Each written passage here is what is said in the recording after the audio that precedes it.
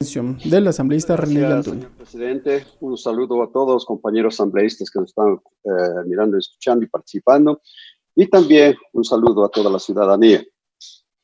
Cuando estamos hablando de este debate sobre la derogatoria de esta ley reformatoria del Código Orgánico de Entidades de Seguridad Ciudadana, el señor asambleísta Carrión, como ponente de esta derogatoria de esta ley, habló algo tan importante sobre la CNI, la Secretaría Nacional de Inteligencia. Y realmente nos avergüenza como ecuatorianos que inclusive muchos de los directivos de la CNI, que hoy es lo mismo, solo ha cambiado de nombre, de Centro de Inteligencia Estratégica. Y están las mismas personas, han cambiado uno que otro director, pero el trabajo sigue siendo el mismo. Razón por la que si estamos hablando de corrupción, si estamos hablando de un trabajo inadecuado, bueno, yo creo que tenemos que pensar nuevamente en quiénes le conforman, cómo está organizado, cuál es su función, cuál es su estructura y qué es lo que tenemos que hacer a futuro. Y dentro de ello, señor presidente, indudablemente hay que insistir que en este Código Orgánico de Entidades están formados por 5 instituciones y que son la Policía Nacional, como bien se lo he explicado, las entidades del Sistema Especializado Integral de Investigación, Medicina Legal y Ciencias Forenses, el Servicio de Protección Pública, que es lo que estamos tratando en este momento para su derogación, las entidades complementarias de seguridad de función del Ejecutivo. Estos son la vigilancia aduanera, el Cuerpo de Vigilancia de Comisión de Tránsito del Ecuador y el Cuerpo de Seguridad y Vigilancia Penitenciaria. Entidades que están debidamente legalizadas, entidades que tienen su propia ley, entidades que tienen sus propias responsabilidades, pero que en algunos casos se está sobreponiendo una institución sobre otra y que creo que tenemos que de una u otra manera hacer respetar el cumplimiento de estas leyes, especialmente con el Cuerpo de Vigilancia Aduanera, con la Comisión de Tránsito y con el Cuerpo de Vigilancia y Seguridad y Vigilancia Penitenciaria. Asimismo, indudablemente tenemos que apoyar y respaldar a las entidades complementarias de los gobiernos autónomos descentralizados para reforzar, para apoyar. Recordemos que les estamos entregando hasta nuevas responsabilidades de salud, inclusive los gobiernos autónomos descentralizados. Y para ello se necesita resguardo, se necesita seguridad. Entrando al tema, señor presidente, indudablemente que tenemos que hablar que durante la sesión de número 663 del Pleno de la Asamblea Nacional realizada el 28 de enero del 2020, debatimos el informe para primer debate del proyecto de ley y tuvimos oportunidad de exponer los argumentos de orden constitucional y legal que fundamentan la derogatoria del libro 3 del COESCOP, que así se le denomina, relacionado con el Servicio de Protección Pública.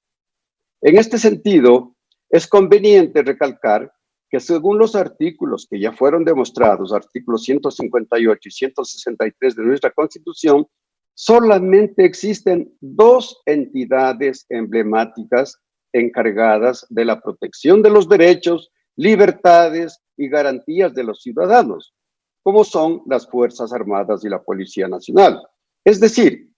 que la creación de un tercer organismo de protección ciudadana con personal civil para brindar seguridad a los dignatarios del país, tal como lo contempla el libro 3 del COESCOP, sin ninguna duda atenta contra la organización político-administrativa del Estado. Más todavía, cuando el artículo 424 de la propia Constitución establece que esta es la norma suprema de la propia Constitución y que prevalece por sobre cualquier otro ordenamiento jurídico. Ahora bien, el mencionado libro 3 contiene normas totalmente inconvenientes para garantizar un manejo coherente y eficiente de la seguridad pública. Así, por ejemplo, el artículo 179 especifica que por su naturaleza el Servicio de Protección Pública es una entidad de carácter civil, especializada, profesional, técnica y jerarquizada, adscrita al Ministerio Rector de Orden Público, Protección Interna y Seguridad Ciudadana, dirigida a prevenir y neutralizar la probabilidad de ocurrencia de los riesgos y vulnerabilidades a la vida y a seguridad integral de las personas o bienes del Estado. Es decir, que se plantea la creación de una nueva entidad civil jerarquizada, adscrita al Ministerio de Gobierno para cumplir competencias que, conforme lo expresé anteriormente por mandato constitucional, cumplen las Fuerzas Armadas y la Policía Nacional. Asimismo, según consta en el artículo 180 del COESCOP, dentro del ámbito del Servicio de Protección Pública establece brindar seguridad a las siguientes personas: presidente, vicepresidente de la República, candidatos a presidente y vicepresidente de la República, máximas autoridades de las funciones del Estado, otras personas en razón de su perfil y análisis de riesgos, e incluye brindar la protección de las sedes de la función ejecutiva, legislativa, judicial, electoral y de transparencia y control social. La pregunta que surge aquí es: ¿por qué el Estado debe brindar seguridad a los candidatos a presidentes y vicepresidentes? Tampoco es pertinente que se brinde protección a otros ciudadanos en razón de su perfil y análisis de riesgo, sin especificación o sin especificar bajo qué condiciones y parámetros, lo cual ha causado dudas e inquietudes en su cumplimiento. Igualmente, debemos referirnos al artículo 185 del COESCOP, el cual dispone que el personal del Servicio de Protección Pública está integrado por servidores o servidoras civiles especializados en protección de seguridad pública y que para el cumplimiento de sus funciones podrán contar con el apoyo operativo del personal de otras entidades de seguridad de acuerdo con los protocolos establecidos por el Ministerio Rector de Orden Público,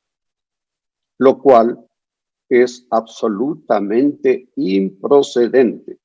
porque las entidades de la fuerza pública, como Fuerzas Armadas y la Policía Nacional,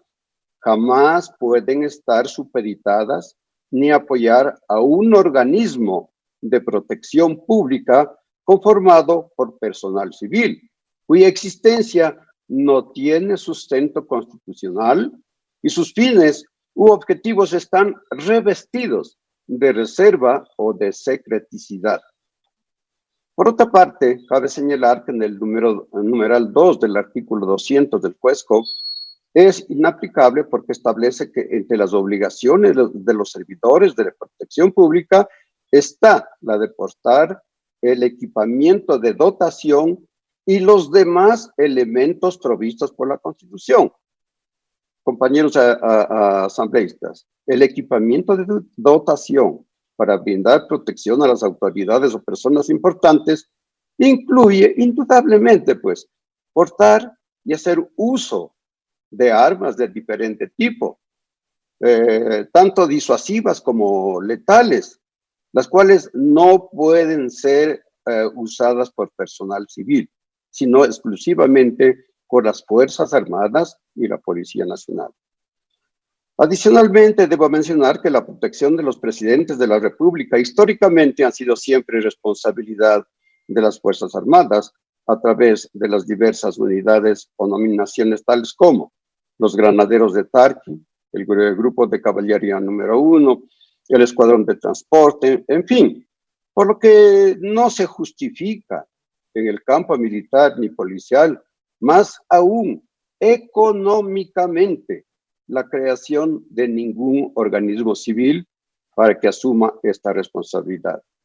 De otra parte, este tipo de seguridad ha venido operando por medio de decretos ejecutivos entre los cuales podríamos citar el decreto 418 del 2010, el 1369 del 2017, y el último decreto, el 713 del 11 de abril del 2019, lo que demuestra que el libro 3 del COESCOP no ha sido aplicado como se pretendió y que la seguridad del presidente continúa bajo la responsabilidad de las Fuerzas Armadas. En virtud de lo expuesto, señor presidente, considero y hago la invitación cordial a todos los señores asambleístas en vista de que este instrumento que fue creado de una forma informal, irregular, ilegal, inconstitucional, invito para que deroguemos, porque estamos creando algo que no es conveniente para el país. Y hoy más que nunca tenemos que preservar, primero, la honorabilidad, la transparencia, no la persecución. Tenemos que trabajar justamente para eliminar la corrupción.